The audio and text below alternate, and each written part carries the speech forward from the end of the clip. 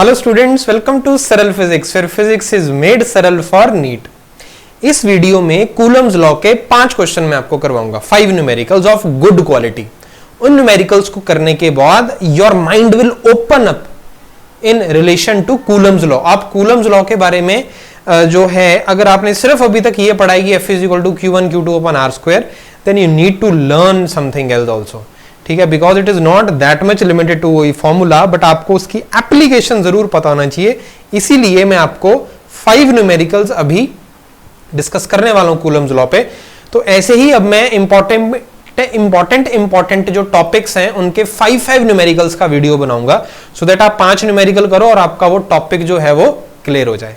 Clear है? तो चलो without wasting much time will start with question number 1। आपकी स्क्रीन पे है question number 1। Just look at this question now. 2 charges each of magnitude capital Q are fixed at 2a distance apart, and a third charge Q of mass small m is placed at the midpoint of a line joining the 2 charges, all charges being of the same sign. If Q charge is slightly displaced from its position along the line and released, then determine its time period. तो इस question में अब आपको उसने ये बताया है कुछ इस तरीके से, ध्यान से देखना। आपके पास 2 चार्जेस हैं, यहां पे ऐसे मैं ड्रॉ करता हूं इन चार्जेस को, क्योंकि सभी का साइन सेम है तो मैं प्लस लेके चल रहा हूं, या माइनस भी ले सकते हो आप, एक ही बात है। इसके यहां पे आपने एक और चार्ज रखा हुआ है, ये चार्ज भी बिल्कुल सिमिलर नेचर का है, सिमिलर मैग्नीट्यूड का है, प्लस Q। डिस्टेंस दोनों के बीच में कितना है? That is 2a। आपने एक चार्ज लिया स्मॉल q और आपने उसको इनके मिड पॉइंट पे रख दिया। ये मिड पॉइंट पे आपने प्लस Q रखा, क्योंकि उसका भी नेचर कैसे लिया है? आपने सेम लिया है। आ रही है बात समझ में? अब क्या है, आपने इस प्लस Q चार्ज को ध्यान से देखना होने क्या वाला है। अगर मैं इस प्लस Q चार्ज को इस पोजीशन पे, तो ये इक्विलिब्रियम में, क्योंकि एग्जैक्ट मिड पॉइंट पे है और ये जो हैं दोनों सिमिलर नेचर और सिमिलर मैग्नीट्यूड के चार्जेस हैं, तो ये इधर को इसको पुश कर रहा है, ये इधर को इसको पुश कर रहा है, तो फोर्सेस बैलेंस्ड है अभी। और मैं हल्का सा इसको इधर पुश करूंगा तो ये क्या करना स्टार्ट करेगा? ऐसे ऑसिलेट करना स्टार्ट करेगा, बहुत हल्का सा अगर मैं इसको डिस्प्लेस करूंगा। इसीलिए इसको अनस्टेबल इक्विलिब्रियम भी बोला जाता है, कि आपने इसकी इक्विलिब्रियम के साथ छेड़खानी अगर करी तो वो अनस्टेबल हो जाएगा और वो मूव करना स्टार्ट कर देगा। इतनी बात समझ लो। अब मान लो इसको डिस्प्लेस किया मैंने और मैं इसको राइट यहां पे पोजीशन पे ले आया डिस्प्लेस करके, और इसको जब मैंने डिस्प्लेस किया है तो मैंने इसको कितने अमाउंट से डिस्प्लेस कर दिया? इस डायरेक्शन में x, स्मॉल x। तो अब क्योंकि ये मैंने मिड पॉइंट पे रखा हुआ था, तो ये ओरिजिनली सेंटर टू सेंटर जो था डिस्टेंस, सेंटर से लेके एंड्स तक का डिस्टेंस a था, टोटल 2a था, तो a मान सकते हैं उसको। अब जहां पर न्यू पोजीशन रख दी आपने अपने चार्ज की उसको डिस्प्लेस करने के बाद, तो ये वाला डिस्टेंस जो हो जाएगा that will B a plus x यहां तक, और दूसरा हो जाएगा आपका a माइनस x। ये आपको डिस्टेंसेस समझ में आने चाहिए कि कैसे कैसे जो डिस्टेंसेस है वो यहां पे हो रहे हैं। क्लियर है? अब होगा क्या? अब होगा ये कि यहां पर जो चार्ज आपका प्लस Q डिस्प्लेस होके आ चुका है, उसके ऊपर ये रिपल्शन लगाएगा, ये तो रिपल्शन लगा ही रहा है, पर होने क्या वाला है कि इसका जो रिपल्शन है वो इसके वाले रिपल्शन से ज्यादा होने वाला है, क्योंकि डिस्टेंस कम हो गया ना ये वाला। और कूलम्स लॉ में आपको पता है जो फोर्स है वो इनवर्सली प्रोपोर्शनल होती है डिस्टेंस के स्क्वायर के। तो अगर डिस्टेंस कम हो गया फोर्स ज्यादा होगी, मतलब यहां से फोर्स ज्यादा लगेगी, यहां से फोर्स कम लगेगी। आ रही है बात समझ में? और फोर्स एक वेक्टर क्वांटिटी है, तो अगर मैं इसको प्लस मानूंगा डायरेक्शन को, तो इस डायरेक्शन को मैं क्या मानूंगा? That will B minus. समझ में आ रही है बात? तो अब नेट फोर्स जो लगने वाली है, इसको मैं थोड़ा लेफ्ट से स्टार्ट करता हूं लिखना। नेट फोर्स जो लगेगी अभी स्मॉल चार्ज Q के ऊपर, that will be equal to, इधर से फोर्स लगेगी, जो ये लगाएगा इस डायरेक्शन में उसको प्लस लेना है, तो plus 1/4 pi epsilon naught Q upon A plus X का होल स्क्वायर, ये लगेगी। और उधर से लगेगी force minus 1/4 epsilon naught Q Q upon A minus X का whole square. Simple net force निकाल ली मैंने अभी, तो इसको सॉल्व कर लेते हैं। 1/4 एप्सिलॉन नॉट और क्यू क्यू मैंने कॉमन निकाल लिया, ऊपर आएगा a माइनस एक्स का whole square minus of a plus X का whole square upon a square minus X square का स्क्वायर। क्लियर है? तो इसको ओपन अप करते हैं ब्रैकेट को। This will be Q Q upon 4 epsilon naught, identities लगाते हैं, A square plus B square minus 2ab, और इधर लगेगी ब्रैकेट में ओपन साथ ही कर देता हूं, ए स्क्वायर प्लस बी स्क्वायर है तो माइनस बन जाएगा, एक्स है सॉरी, और प्लस 2x है तो माइनस 2x बन जाएगा, क्योंकि मैंने ब्रैकेट को ओपन कर दिया, बाहर माइनस है, divided by A square minus X square का होल स्क्वायर। तो ए स्क्वायर से ए स्क्वायर, एक्स स्क्वायर से एक्स स्क्वायर जाएगा, तो ये बनेगा आपका Q Q upon 4 epsilon naught into minus 4ax upon A square minus X square raise to power 2। अब हम जो डिस्प्लेसमेंट कर रहे हैं ना, इसको मैंने हल्का सा, मैंने क्या वर्ड यूज किया था, हल्का सा डिस्प्लेस किया है। मतलब ये जो x का जो मैग्नीट्यूड होगा वो a के कंपैरिजन में बहुत कम होगा। तो अगर मेरा जो x है that is negligible as compare to a, तो एक्स स्क्वायर तो बिल्कुल ही खत्म ही हो जाएगा।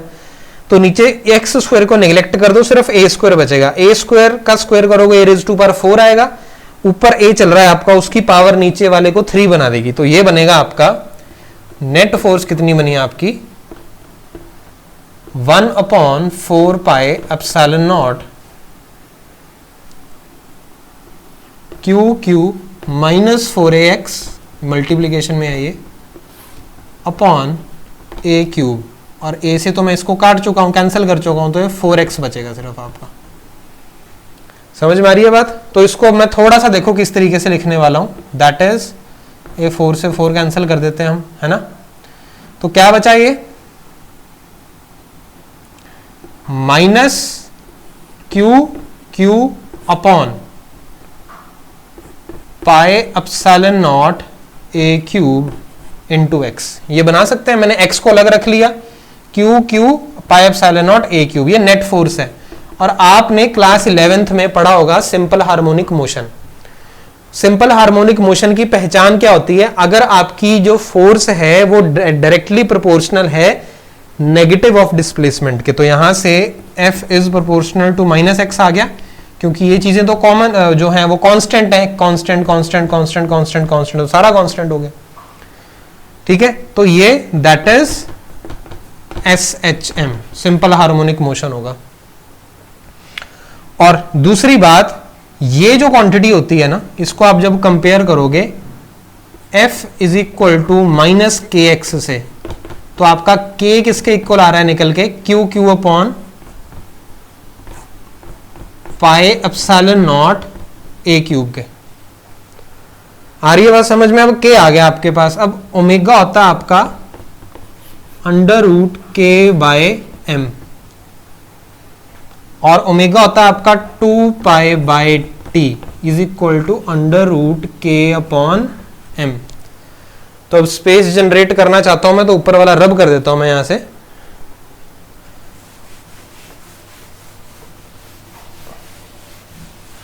तो अब देखो ध्यान से, यहां पे टाइम पीरियड का एक्सप्रेशन क्या बन गया, time period is equal to 2 pi under root M upon K।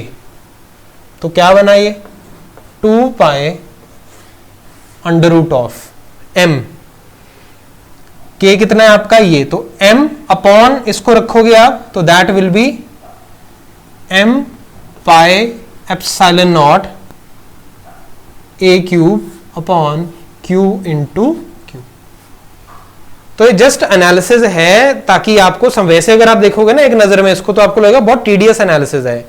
इसमें सिर्फ हमने कूलम्स लॉ का यूज किया है नेट फोर्स निकालने के लिए, फिर मैंने उसको कंपेयर किया है SHM वाली इक्वेशन से, सिंपल हार्मोनिक मोशन से, वहां से आपने फोर्स कांस्टेंट निकाल लिया K और वहां से टाइम पीरियड निकाल लिया, that is 2 pi √m pi epsilon not A³ ऐसा जिसको याद नहीं रखना है एक्सप्रेशन को, बट अगर अभी कभी कोई क्वेश्चन ऐसा आ जाए, मैं आपको एक और अभी क्वेश्चन कराऊंगा इसके बाद, तो दोनों का हम रिजल्ट याद जरूर रखेंगे, वो आपके न्यूमेरिकल में काम आ सकता है। तो आई होप आपको ये समझ में आएगा, you can note it down. Question number 2 देखते हैं। Two charges each of magnitude Q are fixed at 2a distance apart. बिल्कुल सिमिलर सा क्वेश्चन है, ध्यान से देखना। इस क्वेश्चन का और पिछले क्वेश्चन का मैं रिजल्ट आपको बताऊंगा, वो आप याद रखेंगे। 2a distance apart, a third charge minus Q of mass m is placed at the midpoint of the two charges. Now minus Q charge is slightly displaced perpendicular to the line joining the charges. Then find its time period. अब आपने Q 2a distance पे रख दिए same nature के charges, फिर आप minus Q charge का लेकर आए हो कहां पे, सेंटर पॉइंट पे, मिड पॉइंट पे। अब उसको आपने वर्टिकल डायरेक्शन में डिस्प्लेस किया है। अब आपको बताना है कि कितना टाइम पीरियड होने वाला है। बिल्कुल उसके ऊपर सेम एनालिसिस अभी मैं इसके ऊपर लगाने वाला हूं, ध्यान से देखना। देखो दो चार्जेस हैं, एक चार्ज है मेरे पास प्लस Q,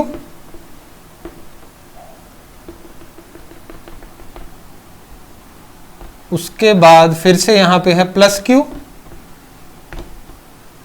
और यहां पे है माइनस Q, ये रखा। अब अगेन ये आपका A रहेगा, ये भी आपका A रहेगा। अब डिस्प्लेस देखो, पहले तो मैं ऐसे कर रहा था, अब इसको डिस्प्लेस ऊपर को करूंगा। ऊपर कर दो या नीचे कर दो एक ही बात है, मैं ऊपर कर रहा हूं इसको डिस्प्लेस, हल्का सा डिस्प्लेस यहां किया मैंने इसको। कितना किया, x।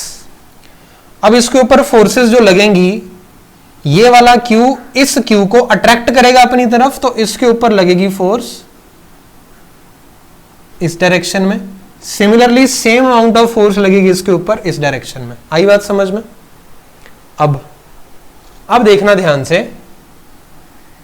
ये कोई ना कोई एंगल जरूर बना रहा होगा, थीटा, ये भी बन रहा होगा यहां पे थीटा। ठीक है जी। तो अब अगर मैं यहां पर एक और हॉरिजॉन्टल लाइन बनाऊं, ऐसे ये बनाई मैंने लाइन, तो अगर ये थीटा है तो ये भी थीटा हुआ, पैरेलल लाइंस और ट्रांसवर्सल वाला कॉन्सेप्ट है। चलो ठीक है जी। अब ये फोर्स है तो इसके दो कंपोनेंट बना ले, एक इधर को बनेगा और एक नीचे को बनेगा। सिमिलरली इसका भी एक कंपोनेंट इधर को बनेगा और इसका भी एक नीचे को बनेगा, ऐसे। तो ये वाले तो कैंसिल हो जाएंगे, इसको हम क्या नाम दे दें, अगर ये मेरी फोर्सेस F हैं, ये फोर्सेस अगर मेरी F हैं, तो मेरे कंपोनेंट्स क्या हो जाएंगे, वेट अ मिनट, तो ये तो हो जाएगा बेटा मेरा F cos थीटा और ये हो जाएगा F cos थीटा, दोनों एक दूसरे को क्या करेंगे, कैंसिल कर देंगे। और ये ऐड हो रहे हैं F sin थीटा, तो ये बन जाएगा 2F sin थीटा। तो हो क्या रहा है, ध्यान से समझो फिजिकली। ऐसे चार्ज यहां पे माइनस Q पड़ा था, आप उसको ऊपर ले गए, तो ये वाली जो फोर्सेस, ये दोनों चार्जेस इस माइनस Q के ऊपर लगाएंगे, वो नेट उसको नीचे खींचेंगे। तो SHM होगा कैसे, ऐसे ऐसे ऐसे ऐसे ऐसे ऐसे, क्योंकि नीचे जाएगा फिर इसको ऊपर खींचेंगे, ऊपर जाएगा नीचे, तो ऐसे ऐसे करता रहेगा, डांस करता रहेगा। तो नेट फोर्स कितनी है यहाँ पे इस केस में, 2F sin थीटा। और अगर मैं एक ट्रायंगल उठा के यहां पे बना लूं, ये वाला ट्रायंगल एक बना लेते हैं, ये थीटा है, ये A है, ये X है, तो ये हो जाएगा √A² प्लस x²। आई बात समझ में? ये x है, ये x है, ये A है, और ये कितना बन गया, x² प्लस A²। अब हम यूज करते हैं 2F sin थीटा कैसे निकालना है। तो F नेट आपका कितना हो गया, that is equal to 2F sin theta. Okay, 2 into F कितना होगा 1/4πε0 इंटू, यहां पे चार्ज है प्लस क्यू, यहां पे कितना है माइनस क्यू, तो Q into minus Q upon distance कितना है ये और ये वाला, ये इसका स्क्वायर करोगे तो इतना ही बनेगा A square plus X square into sine theta कितना होगा perpendicular upon hypotenuse, that will be X upon under root of A square plus X square. बना लिया जी। तो ये बन गया आपका 2 से 2 गया, तो ये बना 1/2πε0 into minus Q Q X upon A square plus X square raise to power 3/2, powers add हो जाएंगी। अब डिस्प्लेसमेंट वही हम मानेंगे कि जो मेरा डिस्प्लेस हुआ है वो ए के कंपैरिजन में बहुत कम है, तो एक्स स्क्वायर को नेग्लेक्ट कर सकते हैं, ये गया तो A square raise to power 3/2, तो 2 से 2 गया, ए क्यूब बचा, तो ये बना आपका F net 1/2πε0, this will be into minus Q Q X upon A cube, ये बना।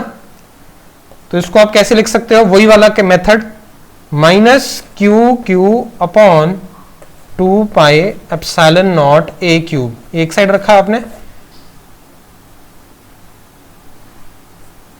लाइक दिस, माइनस बाहर लिख लेते हैं, माइनस के, और ये एक्स आपने रखा, तो इसका मतलब SHM होगा, क्योंकि जो एफ नेट है that is proportional to minus of X, वो मैं आपको बता चुका हूं कैसे चेक करना है, कांस्टेंट आ गया अंदर में अब, तो एक के की वैल्यू हो गई। सो टाइम पीरियड होता है 2π√m अपॉन के, मैं अभी अभी आपको समझा के हटाऊं पिछले क्वेश्चन में, के की वैल्यू ये है आपकी, so that will B 2π√m upon के की वैल्यू ये है, तो ये बनेगा आपका 2πε0 A cube m upon Q into Q, ठीक है जी। तो ये आ गया टाइम पीरियड t, इसका टाइम पीरियड t डैश ले लेते हैं, पिछले क्वेश्चन का t है, इसका t डैश ले लेते हैं। तो यहां पे t डैश जो आया ना बेटा, मैं √2 अगर बाहर निकाल लूं ये वाला, तो बाकी जो टर्म बचेगी वो पिछले टाइम पीरियड की बचेगी, ये रिलेशन आपने याद रखना। आ रही है बात समझ में, कि अगर ऐसा सिस्टम मेरे पास पड़ा हुआ है चार्जेस का क्यू क्यू और बीच में मैंने रखा है प्लस क्यू, तो फिर मैं उसको ऐसे अगर डिस्प्लेस करवाऊं तो टाइम पीरियड जितना निकल के आता है उसको अंडर से अगर मैं मल्टीप्लाई कर दूं तो ये वाला टाइम पीरियड आ जाएगा जब मेरे पास ये माइनस क्यू होगा। तो आपने ऐसे इसका रिजल्ट याद रखना। तो आई होप आपको समझ में आया, बिकॉज इसको स्टेप बाय स्टेप समझोगे ना बेटा, दिमाग ओपन हो जाएगा इन क्वेश्चंस को लेकर, अदरवाइज आप क्रैम करते रह जाओगे। Fine, so I have tried my level best कि आपको स्टेप बाय स्टेप चीजें समझ में आए, तो ये मैंने समझा दिया है, so just right it down. Question number 3 देखो, two identical metal spheres carry charge plus Q and minus 2q, एक पे प्लस क्यू एक पे माइनस 2q है। When the spheres are separated by a large distance r, the force between them is F. Now the spheres are allowed to touch and then moved back to the same separation. The new force of repulsion between them is, एक charge है plus Q, दूसरा है minus 2q, r पे रखा तो force है कितनी लग रही है, कैपिटल F। तो देखो एक चार्ज है मेरे पास प्लस क्यू, एक चार्ज है मेरे पास माइनस 2q, इनको रखा मैंने r डिस्टेंस पे। तो यहां पे लिख दूं, मैं इधर लिख देता हूं, फोर्स कितनी होगी F, that will be 1/4πε0 q into 2q upon r square. यहां पे मैंने सिर्फ उसका मैग्नीट्यूड लिया, मैग्नीट्यूड को ही कंपेयर करना, मुझे डायरेक्शन तो ऑब्वियसली पता ही है। अब देखो क्या होगा, इनको मैं साथ में ले आया, टच करवा दिया, अब ये आपके मेटल के स्फीयर्स हैं, मतलब कंडक्टिंग है, ठीक है। अब क्या करेंगे, कंडक्शन करेंगे, तो टोटल चार्ज सिस्टम पे कितना है इस टाइम पे, जब ये साथ मैंने इनको जोड़ दिया, कॉन्टैक्ट में ले आया मैं इनको, तो इस केस में है इनके पास प्लस क्यू माइनस 2q पूरे सिस्टम के पास। तो नेट चार्ज कितना हो गया इनके पास इस सिस्टम पे इस टाइम पे कितना हो जाएगा माइनस क्यू।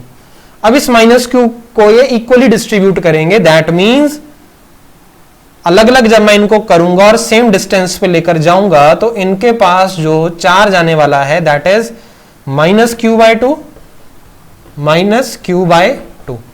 तो q और माइनस 2 को साथ में जब आप रखोगे तो नेट चार्ज माइनस क्यू और वो इक्वली डिस्ट्रीब्यूट फिर हो जाएगा। आपने r डिस्टेंस पे इसको रख दिया फिर से ले जाके। अब आप f का मैग्नीट्यूड जब फिर से निकालने लगोगे, f डैश बोल देते हैं उसको, रिपल्शन होगी उस केस में। रिपल्शन अब देखो पहले q और माइनस 2 के बीच में अट्रैक्शन है, कॉन्टैक्ट में लेके आए फिर दूर ले गए, फिर उसके बीच में रिपल्शन होगी क्योंकि सेम चार्ज आ जाएगा दोनों के ऊपर। So that will B 1/4 pi epsilon naught, that is q by 2 upon r square, that is 1/4 pi epsilon naught। ठीक है जी, ये 1/4 हो गया ना, ब्रैकेट में लिखते हैं इसको यहां पे q square upon r square. ये 1/2 को मैं ऐसे बाहर ले आया। अब चलते हैं, मैं इस एक्सप्रेशन को इसके जैसा बनाना चाहता हूं तो मैं 2 से मल्टीप्लाई 2 से डिवाइड कर देता हूं। 2 से मल्टीप्लाई करूंगा तो मैं इधर 2 से मल्टीप्लाई कर देता हूं और इधर 2 से डिवाइड करना है तो यहां पे 4 2 8 हो जाएगा। तो 1/8 इंटू, अब ये बन गया वही एक्सप्रेशन f।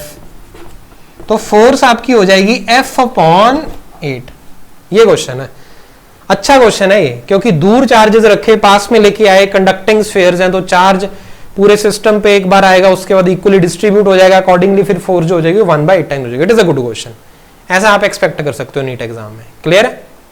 नेक्स्ट क्वेश्चन देखते हैं फिर। Question number 4, the electrostatic force of repulsion between two positive ions carrying equal charges is 4 × 10⁻⁻⁹ Newton when their separation is 5 angstrom. How many electrons are missing from each? दो positive ions है, मतलब दोनों के ऊपर positive charge है तो repel कर रहे हैं कितने से 4 × 10⁻⁻⁹ से, और डिस्टेंस कितना है उनके बीच में दैट इज 5 एंगस्ट्रॉम। तो फोर्स है आपका 4 × 10⁻⁹ न्यूटन और डिस्टेंस कितना है 5 angstrom, that means 5 × 10⁻⁻10 metres. Positive ions है और उन दोनों पे हम ऐसा करते हैं, जैसे ये पॉजिटिव आयंस है, अगर प्लस प्लस बोल देता हूं मैं उनको, इक्वल है उनके ऊपर चार्जेस तो क्यू क्यू बोल देते हैं, डिस्टेंस इनके बीच में r हो जाएगा तो एक दूसरे को रिपेल करेंगे ऐसे f फोर्स के साथ, और वो फोर्स का जो एक्सप्रेशन होगा that will B 1/4 pi epsilon naught q square upon r square.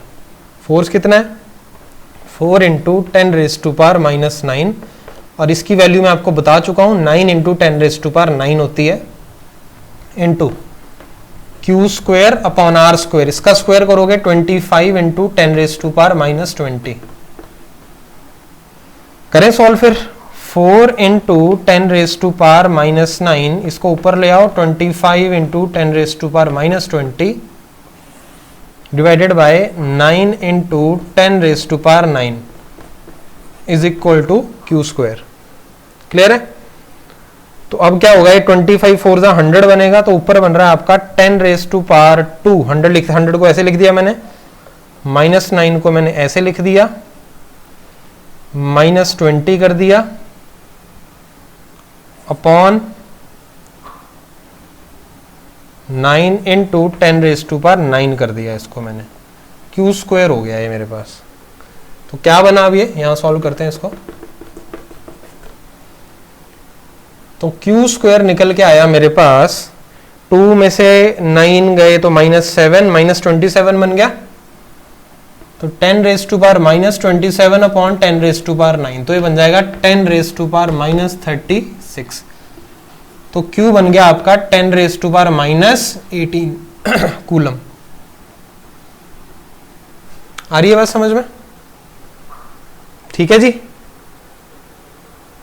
और एक और बात, यहां पे मेरे साथ 9 भी तो चल रहा है ना एक, तो ये 9 इंटू 10⁻⁹ अपॉन 9 तो अपॉन 3 हुआ ये, बिल्कुल सही। जब मैं इसका स्क्वायर रूट करूंगा, अब क्यू एन ई के इक्वल होता है, तो इसको मैं ऐसे लिख देता हूं पहले 3.3 इंटू 10⁻⁻18 कूलम। अब इतना चार्ज है इन पॉजिटिव आयंस पे, इतना चार्ज इन पॉजिटिव आयंस पे क्यों आया? क्योंकि इनमें से कुछ इलेक्ट्रॉन्स निकले होंगे। कोई भी चार्ज को मैं इंटीग्रल मल्टीपल लिख सकता हूं बेसिक एलिमेंट्री चार्ज का। तो नंबर ऑफ इलेक्ट्रॉन्स जो रिस्पॉन्सिबल हैं इस चार्ज के लिए वो क्या होंगे? चार्ज को आप डिवाइड करो बेसिक एलिमेंट्री चार्ज से, 1.6 इंटू 10⁻⁻19 अप्रोक्सीमेटली कितने से जाएगा? ये 2 से जाएगा। आ रही है आपको बात समझ में? क्लियर है? और दूसरी बात, यहां पे जब आप इसको सॉल्व करेंगे तो ये 10⁻⁻19 बन जाएगा इधर, क्योंकि आप 1/3 करोगे तो वो 0.33 आएगा। मैंने 3.3 लिख दिया ना इसको, दैट मीन्स ये 10⁻⁻19 हो जाएगा। यहां पे 18 चल रहा था अगर, तो अगेन 19, तो ये हो जाएगा कैंसल। तो अप्रोक्सीमेटली आपके 2 इलेक्ट्रॉन्स जो हैं वो रिस्पॉन्सिबल हैं इन पॉजिटिव आयंस पे जितना भी चार्ज है उसके लिए। तो आंसर इसका है 2 electrons. It is again a good question, NEET type question ऐसा आ सकता है। 5th question, 2 neutral insulating small spheres are rubbed against each other.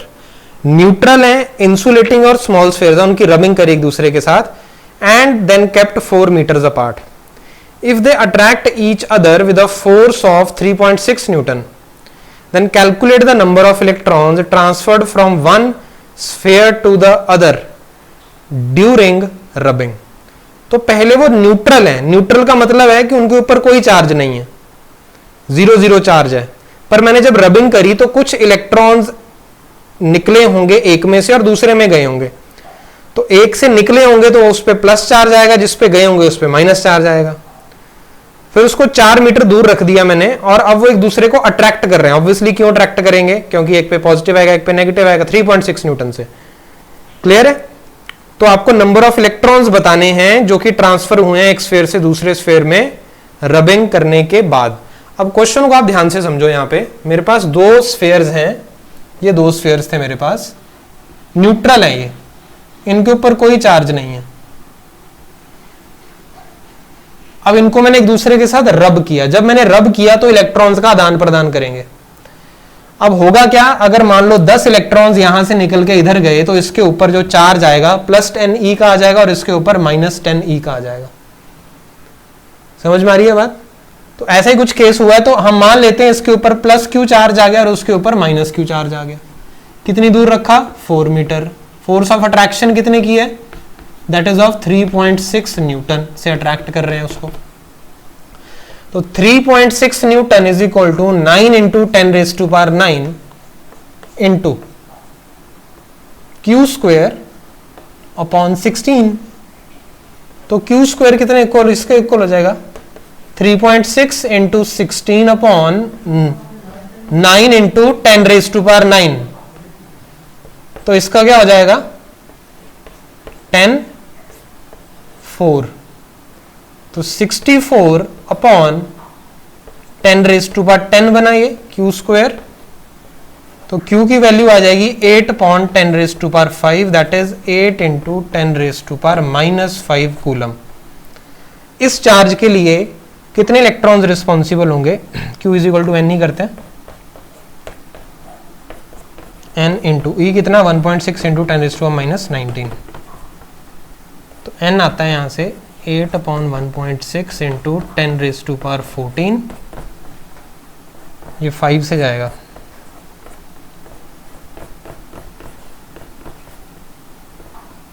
इतने इलेक्ट्रॉन्स रिस्पॉन्सिबल हैं 3.6 न्यूटन अट्रैक्टिव फोर्स के लिए जब आप उसको 4 मीटर के डिस्टेंस पे रखते हो।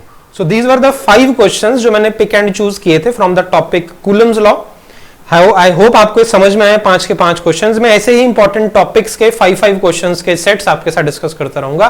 So just be regular, keep revising. So I will see in the next video. Thank you.